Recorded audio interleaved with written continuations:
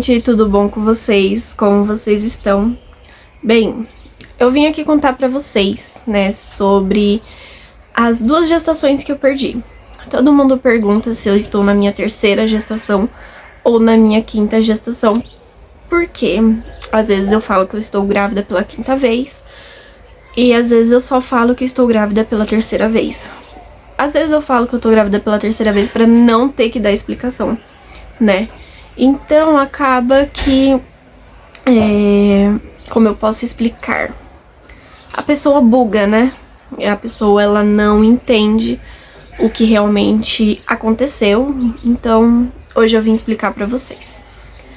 Bem, a minha primeira filha eu tive com 15 anos.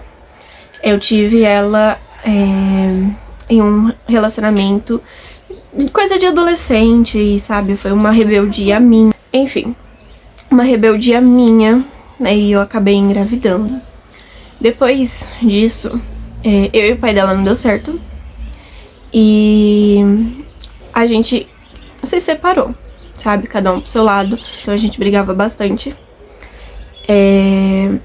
Depois disso, eu entrei em um novo relacionamento, que não é o meu atual relacionamento. Eu me relacionei com uma pessoa em que a gente, com, se não me engano, 2 meses de relacionamento, eu acabei engravidando.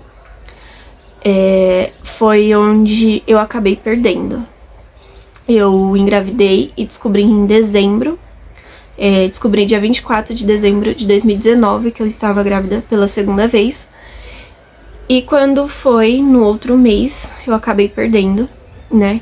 Só que assim, quando eu descobri que tava grávida, o pai desse nenê, né, que eu perdi, ele não queria a gestação, ele não queria o filho. E ele falava que era pra mim tirar, que ele não podia ser pai naquele momento.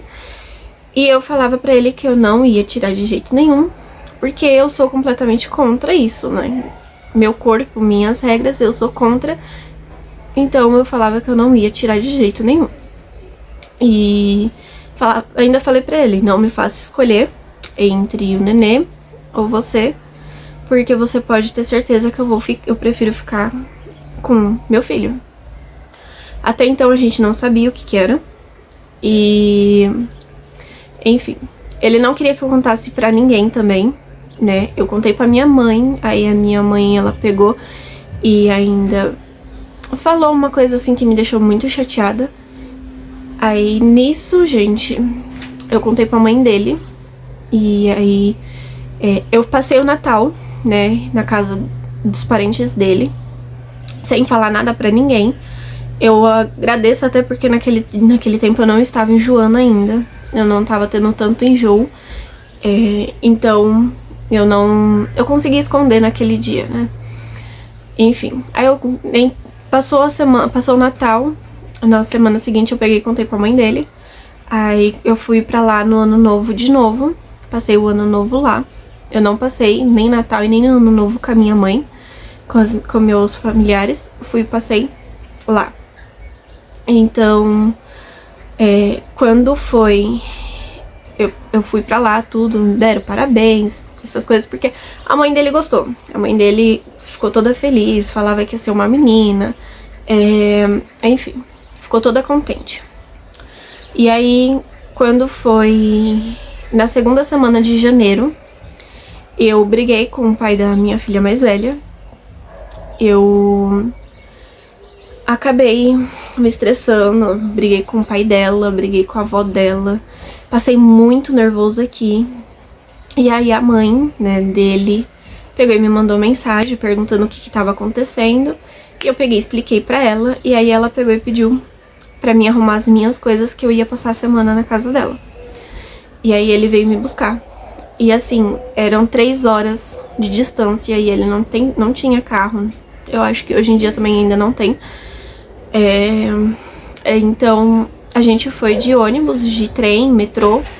E a Lorena era pequenininha, né? Ela tinha 1 ano e 6 meses quando isso aconteceu. Ela mamava.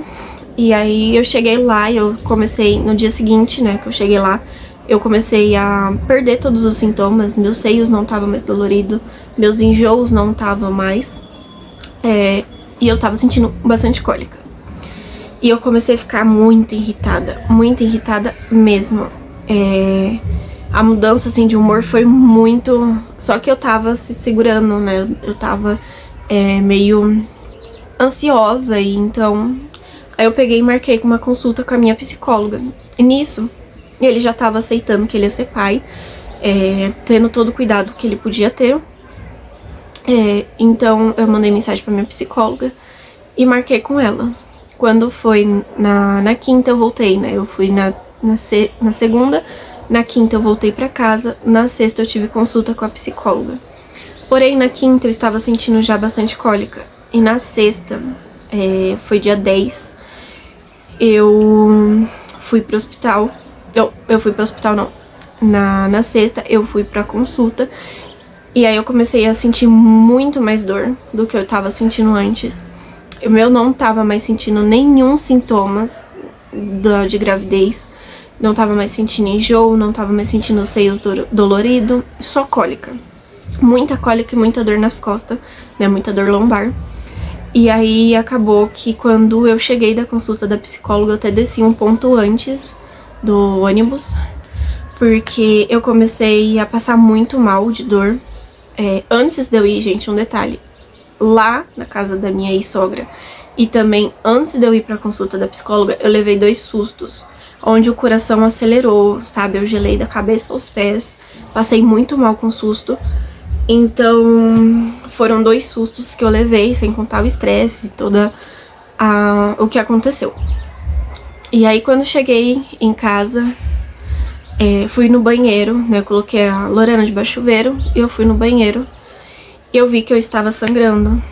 E aí eu entrei em desespero, eu liguei pra minha mãe, liguei pra ele. Ele veio, né, e me encontrou no hospital. A minha mãe veio pra casa e me levou pro hospital. E aí quando eu cheguei no hospital, os médicos simplesmente falaram que não era nada, que o sangue não estava vindo do útero, que eu poderia ficar tranquila. E eu já estava com 9 semanas de gestação. E aí eles falaram que eu podia ficar tranquila, que não estava vindo do útero, que o colo do útero estava fechado.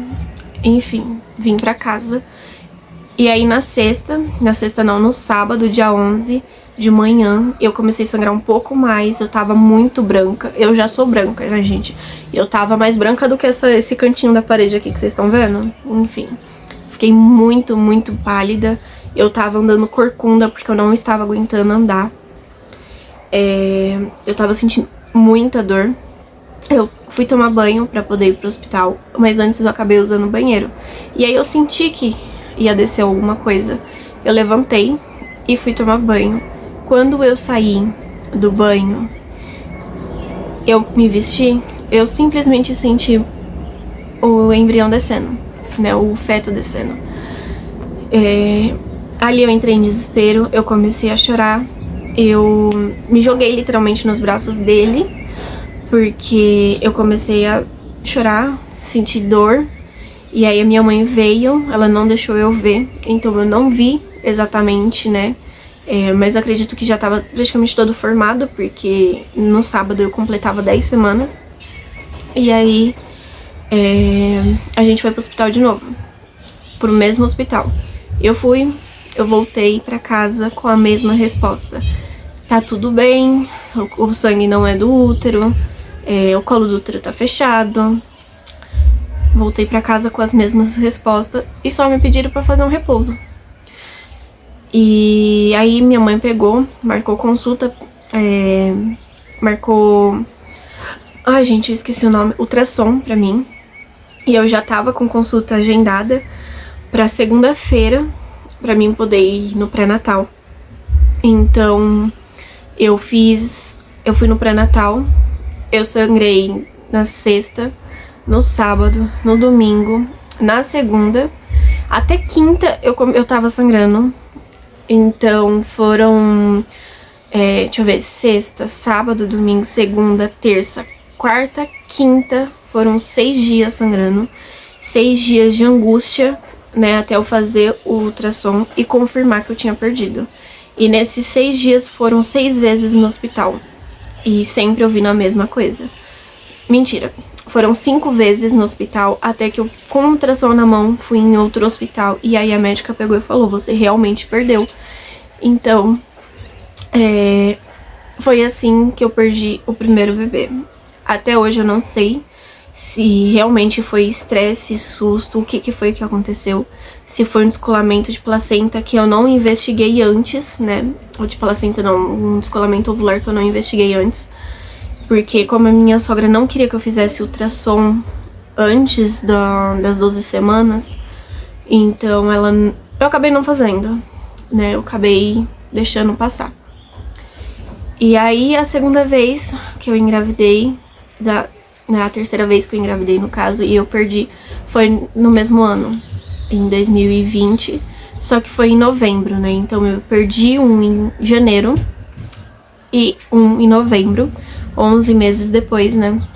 10 mais ou menos. Acho que não chegou a completar 11 meses. Ou sim, não lembro.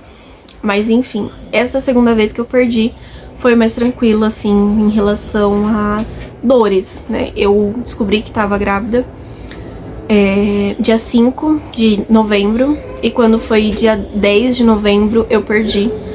Eu literalmente comecei a sangrar e perdi naquele mesmo dia. O pai da Lorena me levou pro hospital. E ele me buscou também, me trouxe pra casa, junto com a mulher dele. E ela tava grávida na época. Então eles vieram me buscar, me levaram e me trouxeram de volta. Eu também perdi todos os sintomas, né? Eu descobri antes do atraso. Eu descobri que tava grávida antes do atraso. Aí eu tava com todos os sintomas, não tava nem conseguindo comer. E aí antes de eu perder, eu comecei a perder os sintomas de novo. Enfim, essa sim foi mais rápida, porque não teve muito ali o que ficar enrolando, né? Tanto que quando eu descobri que tava grávida dessa segunda vez, né? Da mesma pessoa, ele pegou ele tinha comprado um Fusca, e aí eu peguei e contei pra ele que tava grávida, tudo. Ele pegou e falou que ia vender. Eu peguei e falei pra ele, não vende, porque eu sei que eu vou acabar perdendo. E não deu outra. Na semana seguinte eu estava no hospital, sangrando de novo. E aí o nosso relacionamento desandou. E aí a gente acabou terminando. Aí eu conheci o pai da Marjorie. E hoje tô com ele, esperando mais uma, né? Então são 3 meninas, uma de um pai e outras 2 do mesmo pai, que também pegou a minha dor e fala que os bebês que eu perdi são dele também. Que ele pegou a minha dor e fala que ele também perdeu. Então, gente, é isso. Foi assim, tentei fazer um vídeo rápido, mas uma história um pouquinho longa. Eu espero que vocês tenham gostado do vídeo, dessa explicação do porquê eu não falo, né, que são 5 gestações. Para os médicos são 5, mas para algumas pessoas eu prefiro falar que são só 3, para não ter que ficar explicando que eu perdi 2 bebês em 2020, né? Em janeiro eu tava com 17 anos não, em janeiro eu tava, se eu não me engano, com 16 anos, e em novembro eu já tinha feito 17 anos. Então acabou que ficou meio bagunçado também, né, pela minha idade. E enfim, não era pra ser, né? Eu acredito que eu perdi porque não era pra ser. E tá bom assim. As minhas meninas, né? Futuramente, quem sabe, a gente tenta um menino, mas eu tenho muito, muito medo de perder outro bebê. Mesmo que eu esteja já com 30 semanas da Rebeca, eu tenho muito medo de perder ela também. Por esse histórico, né? E eu não sei ao certo o que foi que aconteceu, mas, enfim, essa foi a explicação, né, do porquê 5 gestações e eu só falo que são 3. É isso, gente.